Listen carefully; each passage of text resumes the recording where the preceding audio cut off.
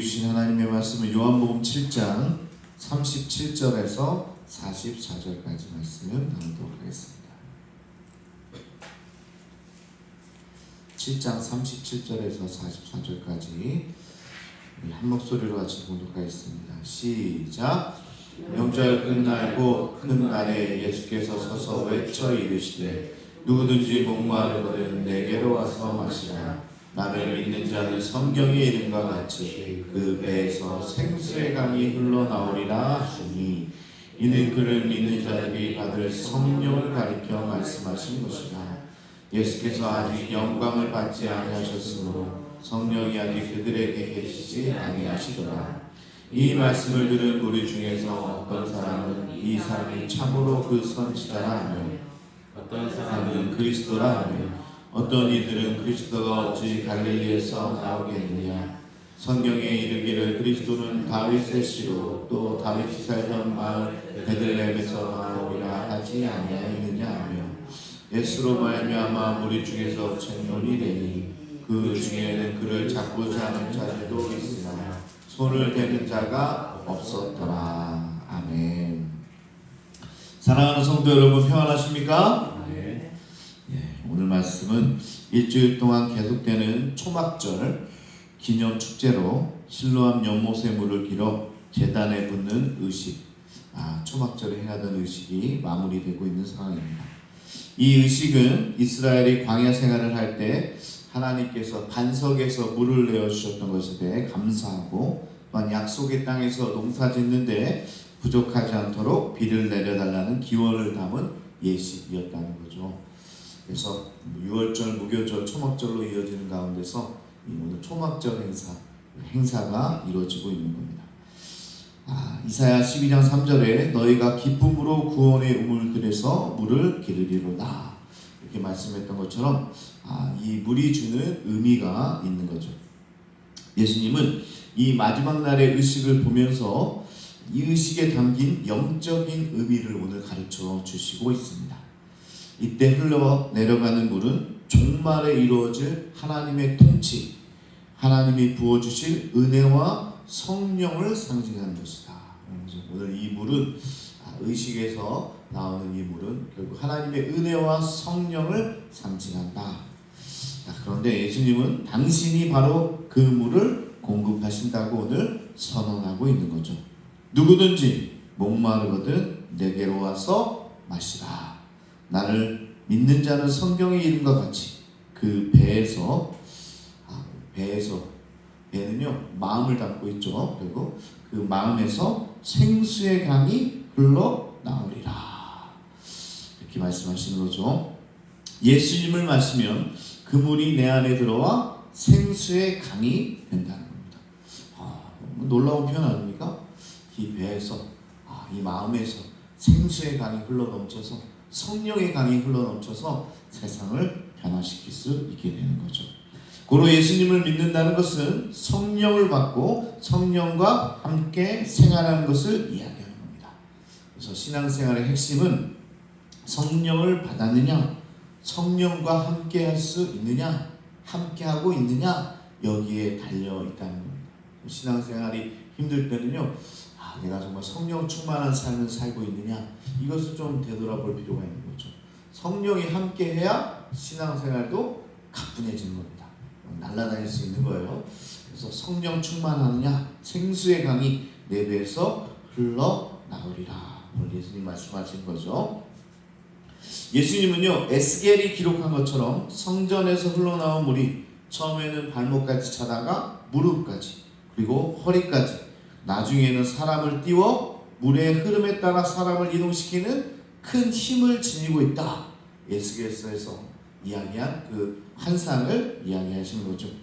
이는 예수님께서 성령의 역사를 빗대서 설명하고 있는 겁니다. 에스겔은 포로기 이후에 성전과 예루살렘이 경이롭게 회복되리라는 예언을 했는데요. 환상 중에 새로운 강이 성전 문지방에서부터 시작돼서 그리고 어떻게 흘러나오는지를 묘사하는 내용이 있습니다. 한번 좀 다 들어보셨죠? 에스겔에 그 물이 점점 깊어져서 강이 됐고 결국 어디까지 흘러가게 됩니까? 사해까지 흘러가는 거예요. 여러분, 사해는 무슨 바다입니까? 죽은 바다죠. 다 죽어 있는 바다입니다. 자, 그런데 이 강물이 사해에 닿으면서 사해를 소생시켜 사람들은 거기서 물고기를 잡고 아름다운 유실수들이 그 주변에서 자라게 되는 그런 환상을 보게 되는 겁니다. 죽어있던 바다가 어떻게 돼요? 지금 생수의 강이 성전 문지방에서 시작돼서 그 강을 통해서 사해를 변화시키는 겁니다. 그러면서 마치 요한계시록에서 나오는 새 예루살렘의 모습을 지금 그리고 있는 거죠.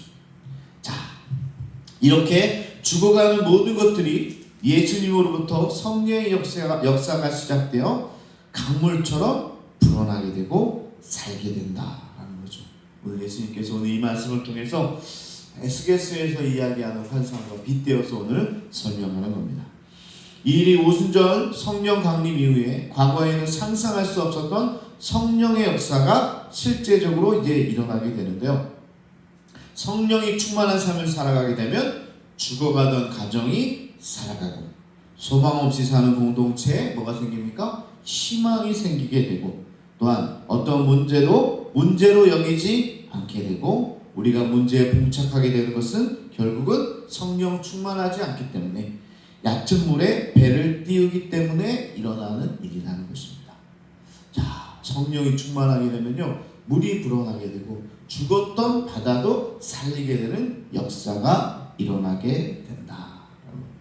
그래서 오늘 예수님께서 이야기하시는데요, 제가 예를 들어 좀 설명을 해드릴게요. 강물의 수위가 낮으면, 자 보세요, 강물의 수위가 낮으면 배가 어떻게 해요? 들어오고 나가면서 밑에 있는 바위나 모래톱 같은 데 걸리게 되죠. 그렇잖아요. 그래서 자초되기도 하는데, 그래서 수위가 낮으면 자주 이런저런 문제에 봉착하게 됩니다. 이때 바위를 빼달라는 기도를 할 수 있겠지만, 그러잖아요. 장애물을 좀 제거해 주십시오. 하나님 왜 자꾸 여기 큰 바위가 있어서 걸리게 합니까? 그래서 기도할 수 있겠죠. 바위를 좀 빼주십시오. 근데 바다에 바위가 한두 개입니까? 그 큰 바위를 치우면 어떻게 됩니까? 그 뒤에 또 다른 바위가 있잖아요. 이걸로는 문제가 해결될 수가 없는 겁니다. 감당할 수가 없는 거죠. 이때는 그것보다 어떻게 기도해야 돼요? 수위를 높여달라 기도하는 겁니다. 네.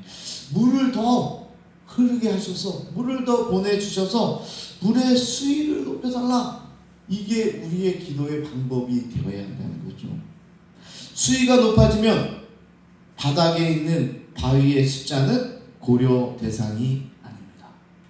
수위가 높아지면 바위의 크기는 우리의 고려 대상이 아니게 되는 겁니다. 여러분 이해가 되십니까? 이 성령의 강이 흘러넘치는 것이 바로 이 수위를 높이는 거예요.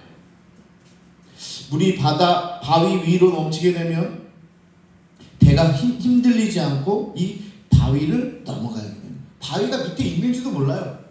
모래톱이 밑에 있는지도 모르는 겁니다. 그러니까 개별 문제 해결보다 성령의 충만을 구하는 게 더 낫다는 거예요. 오늘 새로운 걸 배웠네요. 새로운 것보다 정말 이 은혜의 말씀 우리가 배우고 가는 겁니다. 개별 문제를 놓고 기도하는 게 아니에요. 우리 안에 뭐가 채워지면 돼요? 성령의 강물이 흐르게 되면, 수위가 높아지면 그 밑에 있는 것들은 이게 문제가 될 수가 없다는 거예요. 자, 오늘도 우리가 개별 기도 제목을 가지고 나왔습니다.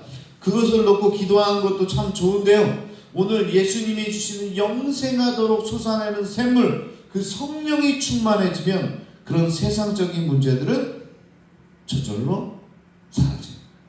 보이지도 않게 되는 거예요. 저 밑바닥에 그냥 있는 그냥 바위예요.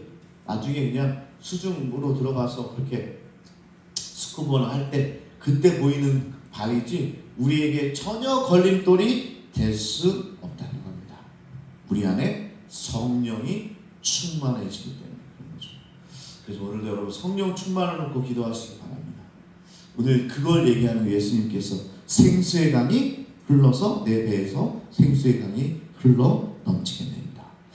자, 우리 공동체 안에도 이 성령이 충만하기를 기도합니다.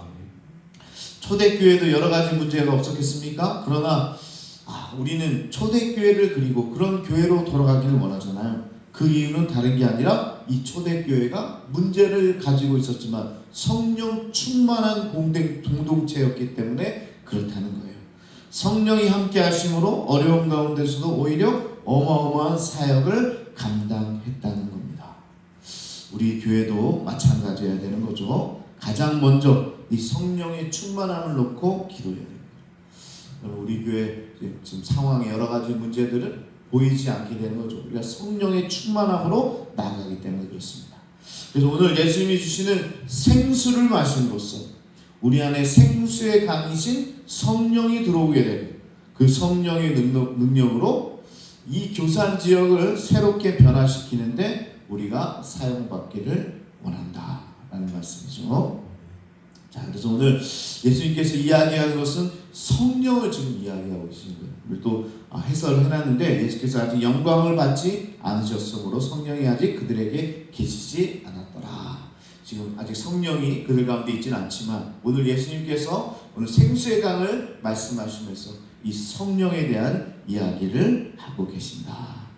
자, 그러면서 예수님은 영광을 받으신 후에 성령의 역사가 왕성하게 나타날 것을 말씀하시는데요. 여기서 영광은 뭘 의미합니까? 예수님의 영광은 항상 십자가를 의미합니다. 야, 어떻게 영광하고 십자가하고 매칭이 될까요? 영광은 항상 십자가를 통과할 때만 나타나기 때문에 그렇습니다. 그래서 십자가 없이는 영광이 올 수 없기 때문에 예수님께서 말씀하시는 영광은 항상 뭐랑 연결이 돼요? 뭘 이야기해요? 이 십자가를 이야기합니다. 당시 십자가는요, 혐오의 대상이었어요. 수치의 대상이었어요. 십자가 되게 꺼리끼는 거였어요. 십자가 하면 다들 치를 떠는 거였어요. 그런데 우리는 요즘 어떻게 돼요? 십자가를요? 몸에 달고 다니잖아요. 그렇죠? 어디에 붙이고 다니잖아요. 뭐의 상징이 됐어요? 영광의 상징이 되어버린 거죠. 다 예수 그리스도 때문에 그런 겁니다. 그래서 당시의 수치의 대명사인 십자가가 오늘날 수치가 아니라 영광이 될 것입니다. 자, 이것을 통해서 우리가 볼 수 있는 게 뭐예요? 오늘 우리의 십자가, 우리가 짊어지고 대할 사명, 그것이 결국 우리의 영광이 될 겁니다. 우리 삶에 빛나는 영광이 될 거예요.